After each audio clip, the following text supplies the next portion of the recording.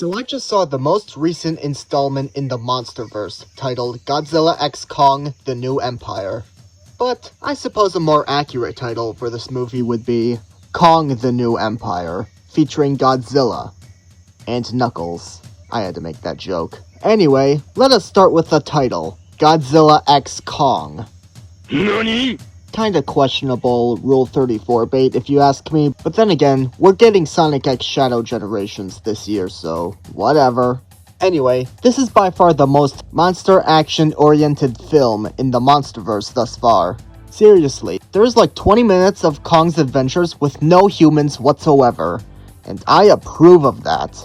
Speaking of the humans, their plot is kinda whatever in my opinion, but I've said this before and I'll say this again. Literally no one gives a shit, including myself, because we all know the monsters are the stars of the show. And this can especially be applied to Kong. I liked the relationship between Kong and Zuko, as this gave me the same vibes as Kratos and Atreus, Kratos and Boy, for some reason. I'm not sure why though. But I also burst out laughing when Kong took Zuko and just used him as a weapon against the other apes. Now, I don't condone child violence, but you gotta admit that was hilarious.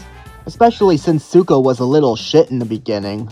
Anyway, Godzilla was as solid as ever, but to be honest, he didn't really play that big of a role in the movie. I've seen several complaints about Godzilla when he's like running or doing some MMA suplex attacks and say it's like cartoony or whatever. But to be honest, this is kinda tame compared to what we've seen in the Showa era. The dude literally does some weird flying dropkick. But yeah, my biggest complaint is that there was never one point in the movie where it felt like he was backed into a corner. Shit, the dude really killed off Scylla and Tiamat instantly. This right here wasted both of these potentially interesting creatures in my honest opinion. Also, is it just me, or does Godzilla actually look a bit thinner in this movie? But yeah, that moves us on to the main villain, Scar King. He has to be one of the most evil creatures in the Monsterverse thus far. Sure, Ghidorah is basically the Godzilla equivalent of Frieza, but Scar King over here is an abusive, power-hungry rapist who deserves nothing but death. But to be honest, he didn't exactly feel very threatening, especially with Godzilla in the picture. If this was a Kong solo movie, then maybe? But even then he got his ass handed to him more times than Yamcha.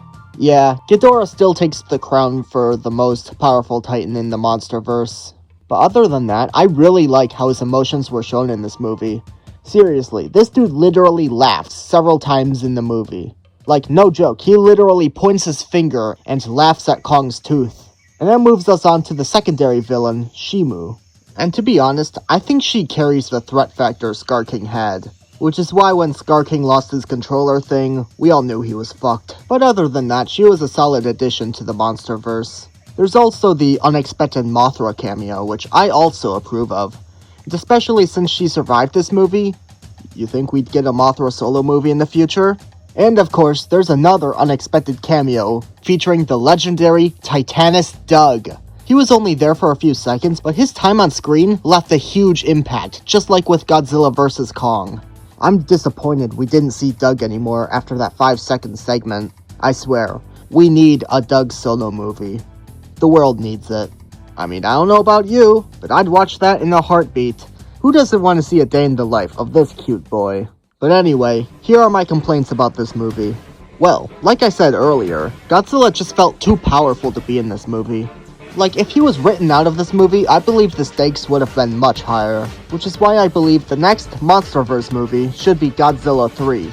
Or I guess a Mothra solo movie would work. Oh, and Rodan, he could use some time to shine outside of King of the Monsters. Speaking of that, I've heard rumors that the next Monsterverse movie is gonna be like this one, but instead of Kong, it would be more Godzilla focused. So hopefully, that could raise the stakes a little, since we all know which of the two is the stronger kaiju. How much do you want to bet the next villain's gonna be Space Godzilla?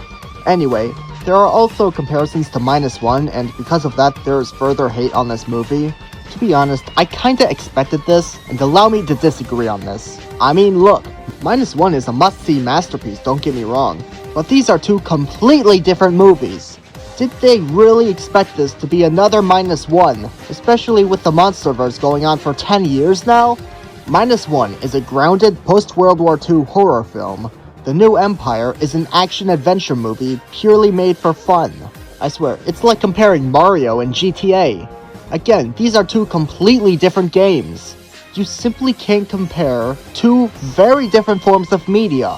But yeah, to plug it all in, I rate Godzilla x Kong The New Empire a 9 out of 10.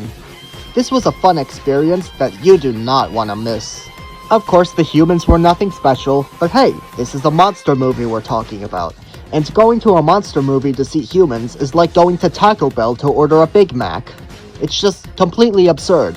But yeah, that'll do it for this review, and I hope you look forward to what I've got planned next for my channel. But until then, I'll see you guys in the next video. See ya, chump!